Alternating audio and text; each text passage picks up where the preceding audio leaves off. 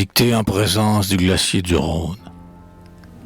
Souvent, comme mon esprit riche en métamorphoses, flotter rôle endormi sur l'océan des choses. Dieu, foyer du vrai jour qui ne lui pointe aux yeux, mystérieux soleil dont l'âme est embrasée, le frappe d'un rayon, et, comme une rosée, le ramasse et l'enlève aux cieux. Alors, nuage errant, à haute poésie, vol capricieuse, et sans route choisie, de l'Occident au Sud, du Nord à l'Orient, et regarde, du haut des radieuses voûtes, les cités de la terre, et, les dédaignant toutes, leur jette son ombre en fuyant.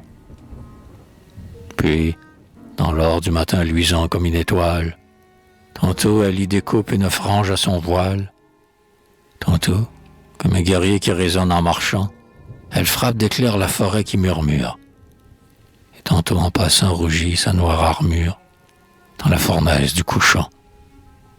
Enfin, sur un vieux mont, colosse à tête grise, sur des Alpes de neige un vent jaloux la brise.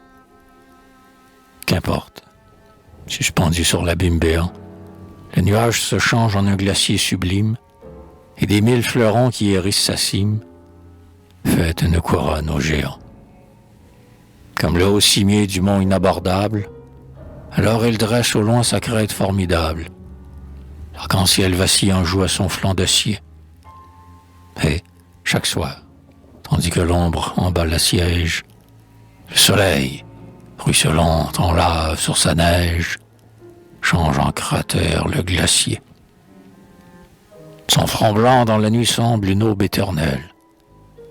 Le chamois effaré, dont le pied est au tunnel, l'aigle même le craint, sombre et silencieux. La tempête à ses pieds tourbillonne et se traîne. L'œil ose à peine atteindre sa face sereine, tant il est avant dans les cieux.